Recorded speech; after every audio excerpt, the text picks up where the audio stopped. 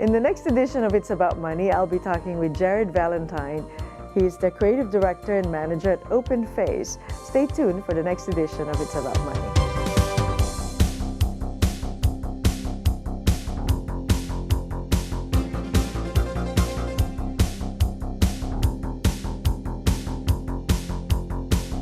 Hello and welcome to another edition of It's About Money. I'm Nannette Nocon and thank you for joining us. And Jared Valentine, thank you for joining us today. Thank you, Nannette. Nice to be here. I'm excited that you're here. You're a creative director and manager at Open Face. And I'm excited that you're here to tell us more about the cafe and how it got started and what it's like to manage it. Yes, for sure, definitely. So tell us about the history of Open Face. Yeah, so actually it's kind of a funny story. Open Face was originally supposed to be an art gallery design studio. I had gone to RIT for industrial design. I thought I originally wanted to do furniture design. So when I finished up that degree, I ended up working for an ad agency design firm here in town and did that for a couple of years and thought that I wanted to branch off on my own. I lived in the South Wedge here in town and signed a lease, and that's what the lease originally had said, that it was going to be that gallery space with the design in the back. My partner and I at the time, we had gone down to Long Island. I had family who wanted to take me to the Hamptons. This is the story, how it goes. We went out and I had a very expensive but fantastic grilled cheese sandwich in the Hamptons. And our family was like, you know, no one really truly needs art, which I kind of disagree with, but they do need food. So we came back and I talked to the landlord and said, I think, you know, we want to change what we were going to do in this space. And the landlord's like, you sign the lease, whatever you want to do, you can do. And so that's sort of how we got started with Open Face. Oh, wow, that's a cool transition. Yeah, it was completely out of the blue, kind of, yeah. Well, that's great. How did you come up with the name? I had originally was going to get into a restaurant based on chutneys to start with. I was very interested in different condiments and sauces and toppings, and that sort of led into the Open Face aspect of the sandwich. And I realized that they were a little bit underrated. They hadn't been kind of like developed fully, I felt. You think of like the Open Face turkey sandwich at a diner, and it's kind of bland and, you know, just simple. And I thought, wow, the Open Face sandwiches, they are so visual, right? There's an artistic quality to them. And so that's sort of what led to the Open Face part of it. Oh, I see. Okay, so it's really intentional. Yes. And then what was the process you went through to make your vision a reality from first, you know, architectural design to this beautiful looking Open Face? Yeah, so at that first location, I having a background in design, I had already done a couple restaurants in town design-wise. I'd helped out on those projects with the layouts. I was doing graphic design, so I had that all in my bag of tricks. So after I had, you know, quit my job, I took a whole year off and just focused on that space, did all the remodeling, did all the design work, did a lot of food testing, tasting, building out the menu. Good old-fashioned hard work for a whole year it took. Oh, that's great. That's where you just kind of let the creative juices come out. Let the creative juices come out, yeah. Yeah. And so you did not have any culinary training prior to? I did not, no. You know, I originally come from the Midwest, so I have big families and, you know, a lot of our events and family events were based around food. So there was always kind of like food around, but I always look at it like where, you know, my passion necessarily isn't food, it's creating. So I just happen to right now, I'm using food to do that, which is kind of a really fun, you know, media to work with, for sure. That was great. Yeah. You know, I was just reading about this, how to live the most out of your senses, and they said the best way to connect with people is the sense of taste. Yeah. And so it's the food, sharing food with people. I never thought of it that way. Yeah. I think of breaking bread and enjoying a meal with someone, but it's the sense of taste that actually makes that relationship with people. Yeah, food is so much about community. And I think that what was kind of, in the South Wedge, it was in a small community. We saw a lot of different folks coming and going, people, getting married, writing wedding vows in there. There were sadder stories, of course, but, first steps of kids, all the crazy things that you would think would happen. And at the museum location, what's really exciting is that it's the dynamic of the travelers, right? We never know who's going to come through those doors every day and from what part of the world. So again, it's that community and sharing the stories about food and the taste of food for sure. Yeah, that's neat. That I didn't think of that as being different at the South Wedge location. It's very different. Yes, okay. So Yes. you could write a story, a book about the stories of people For sure. that have their meal and what they go through, Yes. the stories then, and like the transition of all the guests from all over the world is also different. So that's really cool. So where did your passion for cooking stem from? We talked about in Midwestern background, but talk about that a little bit more. I just really like the, again, about the visual aspect of what we do. We spend a lot of time with plating and how the food comes out.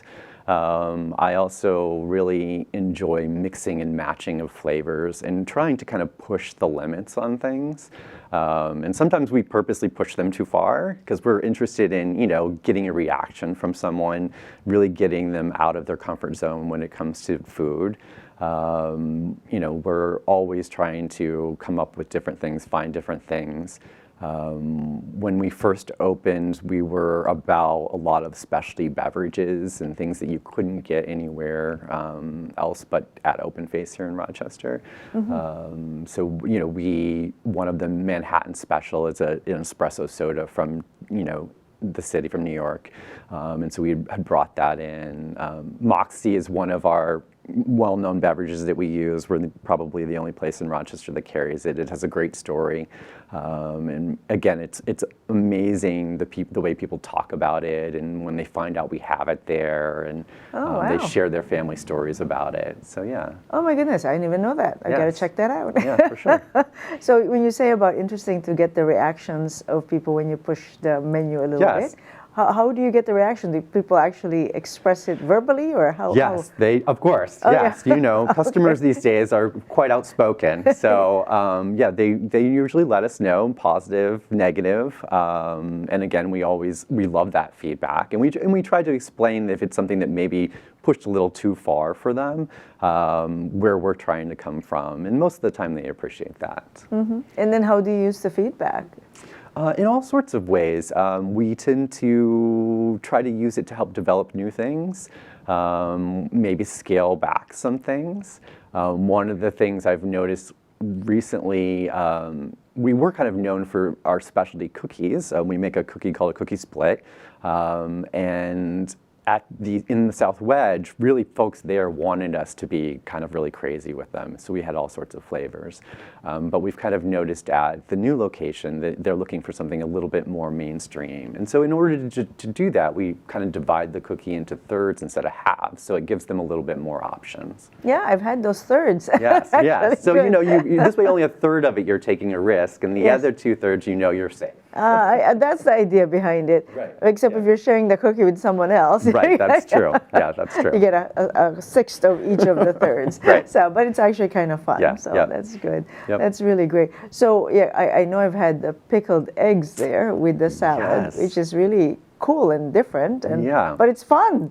It I look is. forward to it now because I don't have it with anything else. Yeah, eggs. I grew up. My family has always done pickled beets and eggs, and we have been doing the beets for a long time. And I wasn't quite sure how people would respond to the egg part of it. And so one of the things that we did recently, it's not even that old, maybe 6 months ago or so, we started to pickle the eggs. I always had a fascination for even like the gas station eggs, right? When you go into those convenience stores down south and stuff, and you see the pickled eggs just on the counter.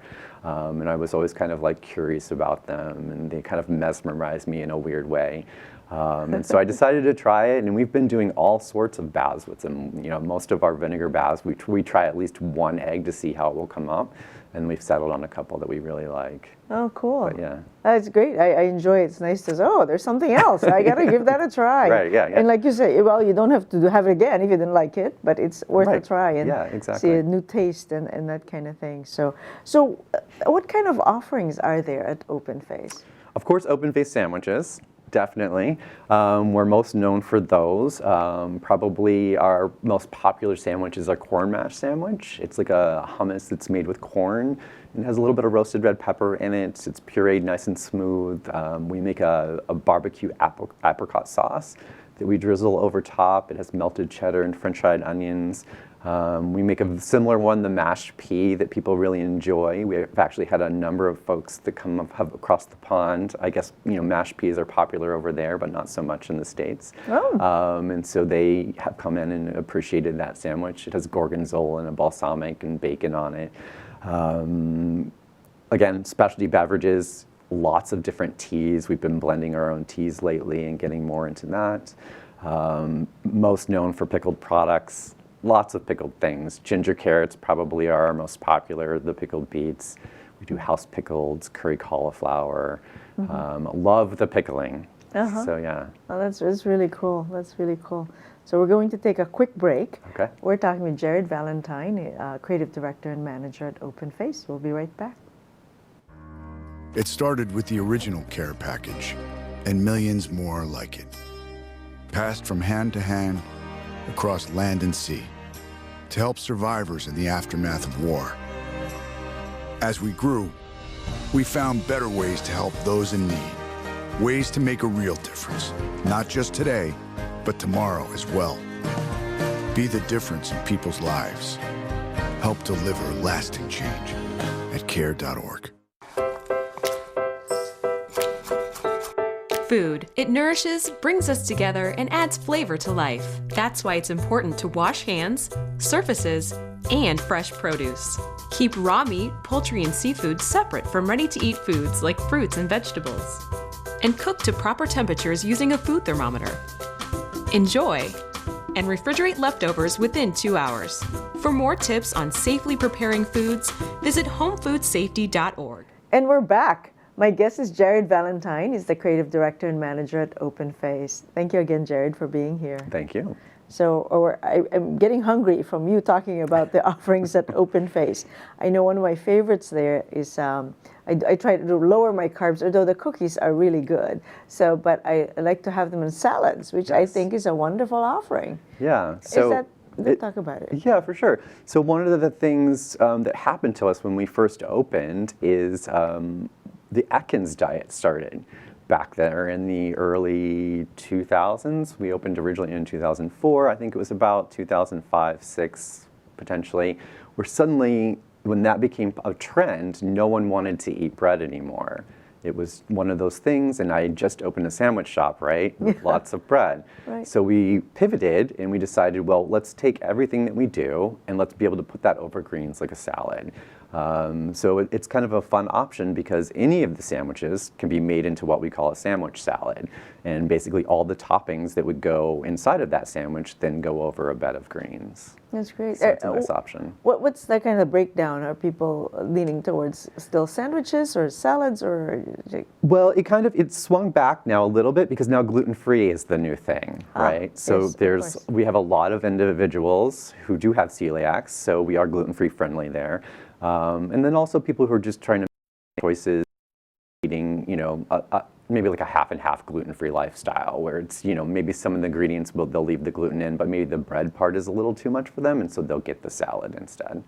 I love the way you pivot, depending on the trend and what's happening. So in the food industry, you have to be quick on your feet for sure.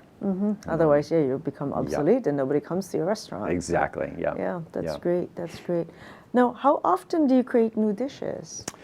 It happens when I get just inspired, to be honest with you. Oftentimes I'll be walking through a store and I'll see something and I'll be like, hey, I wonder what I could do with this, or that looks like a great topping, or this is a fantastic bread to try. Other times it might be a customer that comes in. And again, this has been the great part about being in the museum and having these visitors from all over the world. They feed us ideas. They're like, have you ever thought about this? Or do you know about this? And so we've kind of taken some of that information and started to develop that a little. Other times, yeah, it's just something I might read or see or be like, I wonder if. I tend to pull a lot of stuff from my family. Oh. My family actually put together a cookbook back in the 70s, which was kind of a fun project for them. And sometimes I'll dig through that and sort of try to modernize some of those recipes as folks do. So it's a little bit of everything, a mix and match. That's great. So a family putting together a recipe book, is that a cookbook? Is that there was any of the family members in the food service industry, or just kind of a... No, nope, not on my side. So it just was a creative project they did. And it was all of the recipes, again, that we did for all the holidays, and just there was so much cooking happening down there back then.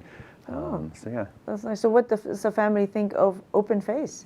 And they're surprised by it, excited, of course. Some of the things that are more traditional that I haven't made too crazy, like the pickled beets. They think it's fun that that's something that we're selling and it's just been so popular. It's been a fun project for everybody. Oh, that's good that they give you that challenge. Yes, for sure. Everybody eats. That's great. So how was it? I mean, we talked about the evolution of it and a little bit, with the different changes in the from the salads and then also gluten-free. Any other ways that Open Face has evolved over the years? Yeah, we're continuing to streamline. I think for me, the most important thing is to start to get it to the point where everyone feels empowered there, for my employees to feel like they can be part of the business. So we've kind of evolved in a way where we have spent the last year and a half creating something called the Book of Standards, and it's sort of like Open Face's Bible. And in that book, it basically talks about what we are, what we stand for, what we're doing, where we're trying to go. It lists out all the recipes, and it talks in depth about how to recreate those recipes. So it's important for me. I'm only one individual, and I need to be able to pass the baton, someday probably forever. But I want to have resources so that the people that are working there feel like they're just as involved and committed as I am. So that's been the biggest change for us over the last couple of years. It's just getting to that point where it feels like we're all part of this and we're all one team. That's fantastic. I've never heard of it being called Book of Standards. Yes. Did you come up with that? I did, yes. Oh my goodness, you got to write a book about the Book of Standards. I know, yes. That's wonderful. I love systems and procedures. I'm a big fan of, I know that a lot of the big corporations, they have their negative aspects, but things like, the Starbucks and the Wegmans and the McDonald's even, those places that have managed to control the food industry in a positive way, it's really inspiring to me because I know how difficult it is to work in this industry. There's so many moving parts. There's so many things that we can't control. And so in order to get to the point where I can have a fantastic latte on this coast and in Tokyo, and it's going to be the same, is pretty amazing to me. So that's why we're trying to kind of work to that level as well. Sure, I mean that's kind of the advantage of a fast food restaurant or chain, right? That yes. you know what to expect. Correct, and it's yeah. wonderful if you have a smaller place that Yep. you could know what to expect from one day to the next. I want my sandwich to be the same as anybody's sandwiches that's there that I have on staff. Like I don't want someone to walk in and be like, oh, this individual's working. I'd rather have this individual make the sandwich. So we really want to make sure everyone's having the same experience. That's great. That's wonderful, Anna. Yeah. That's terrific. That's terrific. And how does the team accept that? What is the feedback on the Book of Standards? Yeah, they enjoy it. They like it because for the most part, it takes out the guesswork. And it also allows them to do higher level tasks. It gives them more responsibility, and it's stuff outside of the day-to-day stuff that can get a little bit monotonous in the food industry. So, it's been kind of a good thing for them to feel like they're more involved. That's great. I love that. So really, it's not just about doing the job, it's about learning how to do this. Yeah, no, one of the biggest things for me is I kind of always knew I wanted to have my own thing. I come from, all my family members are an entrepreneur to some extent. They've all had all these different businesses. And so when I knew that it was kind of my turn and I wanted to do that, I wanted the people that I worked with to kind of feel that too. And so we're still working on, growing that part of it so that they can be even, have more things, higher level things for them to work on. Yeah, well, that's great. That's remarkable. Very impressive. Very impressive. So, what are some of your responsibilities as creative director and manager?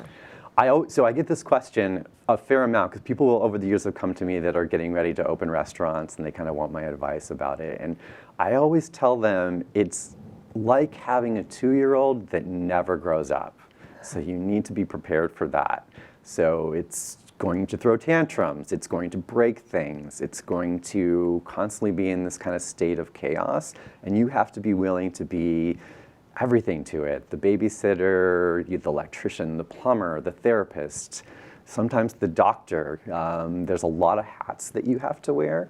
So my day-to-day is constantly changing. I never quite know what I'm going to walk into. And then when you bring in the aspects of the customer and all of those personalities and those experiences, it's constantly shifting and changing.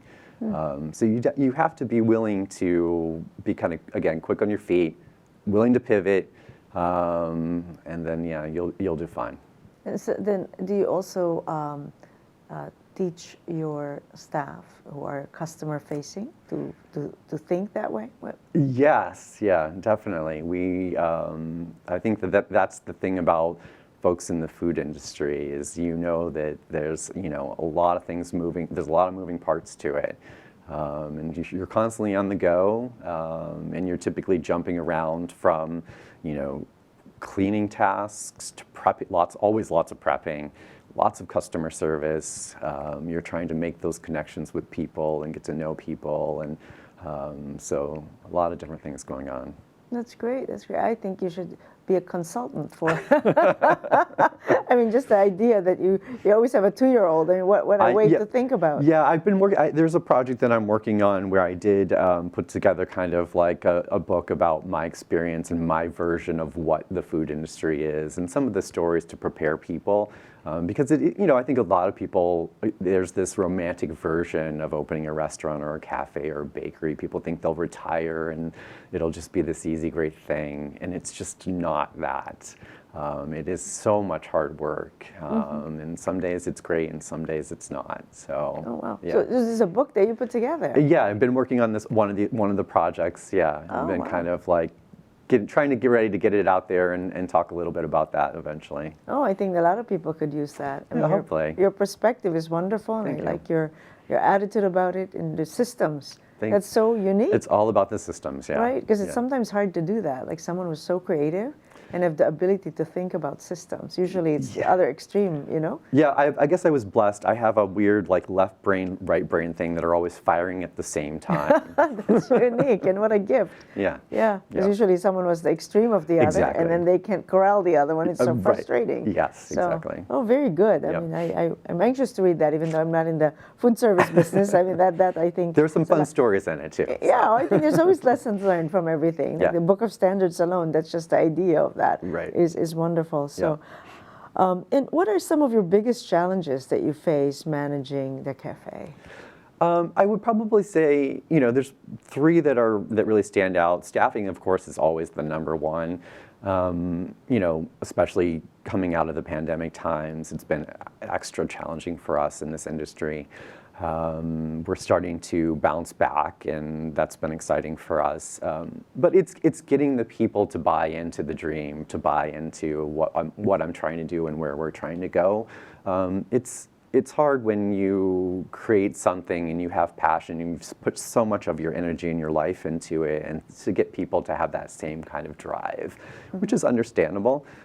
People, typically want to have their own thing. So the challenge for me has always been, how to make that happen for them. To know that this isn't just about me and what I'm trying to do. I want them to be involved just as much as I am. Of course, the other one is, and we saw this mostly with the pandemic, is the supply chain. It's just getting food and the quality of food that I need and want, never knowing what's going to show up when I go get my supplies. It could be there, it could not. And again, if it's not, I have to pivot again and I have to figure out. We just are going through right now the turkey pandemic, so to speak, where I haven't been able to get turkey in months and months and months. So we had to develop a new way of using roasted chicken breast and doing a brine because we wanted to have a certain flavor and texture that was more similar to turkey. And of course, customers, they can be challenging as well. And so we're always trying to figure out how to be better and make a better experience. I love that you're putting the science into it. It's just saying it's a chicken. You're trying to make it close to turkey because it's meant to be. Correct. Yeah. Wow, I love that. I love how thoughtful you are about each of the items that you put in. There's a chemistry about food that's always been kind of intriguing to me. I recently went home to Ohio and we went to a restaurant there, and my brother had ordered one of these craft cocktails, and it came out with this big ball of ice, but it had a little side thing, and then it was one color, and then you add this ingredient and it changes to another color. And so the chemistry of food has always been kind of interesting to me. And we've had some of those kind of things that we've done at Open Face too, that when you add something changes or something does something different. So it's fun. Cool. Oh, cool. So you've got the personnel, the staffing, and then the supply chain. The supply chain, yeah. And just, and again, trying to get the customers to kind of sometimes understand where we're coming from and what we're trying to do too. Sure. And it seems like it's busy. There's always a lot of people there. It is, yes. It's been so fantastic. The last, I think, probably 8 months, it's finally turned around. We reopened at this location, in October 2020. So we went through all the things that all the restaurants did, and we were fortunate enough to have really good support there at the museum, get through the pandemic, and we did all the things curbside.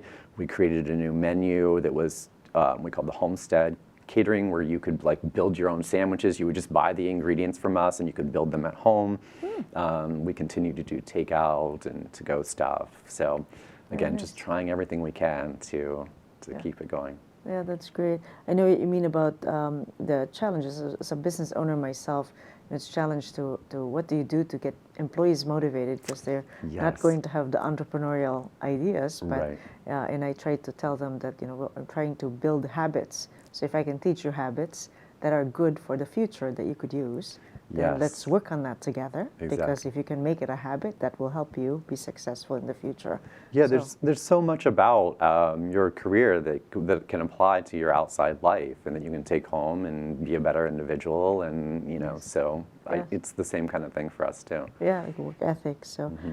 So what do you hope for the future of Open Face? What do you see? Yeah, I mean, I'm always got a lot of things going on. So I'm a notorious dabbler. We are right now, I've been approached by some other developers in town about some other spaces. I don't know that the timing's right for that, but I'm constantly looking for that. The goal was always to potentially take the location bigger and better. Potentially even franchise it. I'm working right now to get the baked goods out into the market, so potentially sell those to, on a wholesale level to other local coffee shops and kind of help that part of our brand. The ginger carrots, I've worked a little bit with Cornell Cooperative and some of the other places to think about getting those in jars and on shelves at supermarkets. So the idea is to figure out how to take this, besides just the location aspect of it, but to put it out into the market and other areas as well. So lots of fun things, and again, fun projects for hopefully the employees to get involved with, and other people that are going to be onboarding with us. Fun. That's great. I can't wait. Yeah, so can't wait to read your book as well. So thank you.